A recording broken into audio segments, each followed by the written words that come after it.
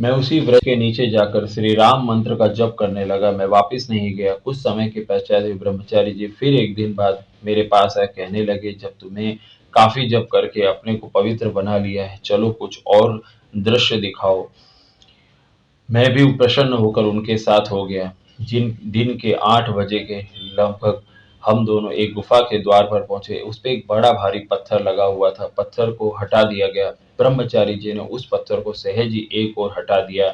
हम दोनों गुफा में प्रविष्ट हो गए। फिर पत्थर द्वार पर लगा दिखाई दिया था।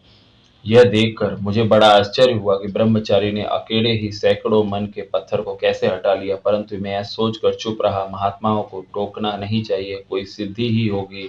हम दोनों आगे बढ़े। वह गुफा या सुरंग संगमरमर की बनी हुई मालूम पड़ती थी। स्पर्श करने से चिकनी लगती थी। उसकी ऊंचाई और चौड़ाई काफी थी। कहीं कहीं रोशनदान भी खुले हुए थे, जिसमें अंदर प्रकाश वायु आती रहती थी। 8 घंटे चलकर लगभग 4 बजे हम दूसरे द्वार पर पहुंचे। वहां भी पहले जैसा ही पत्थर लगा था। ब्रह्मचारी जी सहज ही उसको धक्का देकर वह पत्थर को भी हटाया और बंद कर दिया। सुरंग से निकलकर हम दोनों एक सुंदर मैदान में आए। वहां दृश्य को देखकर मैं अवाक रह गया। चारों ओर मीलों ऊंची पहाड़ों की प्राचीर वाला और कोसों लंबा चौड़ा एक विशाल किला था। दीवारों में गुफा के समान सुंदर स्थान बने हुए थे, जिनमें बड़े बड़े ढील डौल वाले महात्मा लोग बहुत लंबे चौड़े समाधि में लगे हुए थे। चारों ओर फल और पुष्पों की लदी हुई लताएं थी और वहां वृक्ष सुशोभित थे। कहीं कहीं जहरों से मोतियों के समान स्वच्छ पानी गिर रहा था। बहुत समय तक इन दृश्यों को देखकर मैंने ब्रह्मचारी जी से प्रश्न किया, भगवान, ये कौन सा स्थान है? ब्रह्मचारी जी ने उत्तर दिया कि यह अर्जुन का बनवाया हुआ किला है।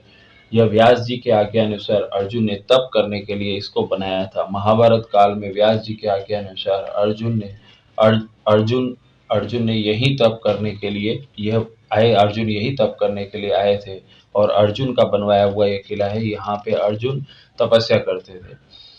फिर ब्रह्मचारी जी ने कहा कि ये जो गुफाएं हैं महात्माओं को तुम देखते हो, ये महाभारत काल से समय से चले आ रहे हैं। ये लोग महाभारत काल से तपस्या कर रहे हैं।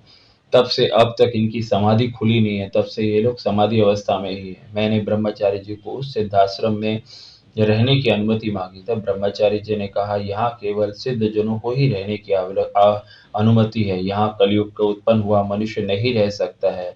वह अगर रुकेगा तो वह नष्ट हो जाएगा। यह स्थान मल मूत्र त्यागने का नहीं है। यदि दिन में यहाँ कोई साधारण जन हठात रह भी जाए तो रात्रि में वह उठाकर उसी स्थान पर पहुंचा दिया जाता है।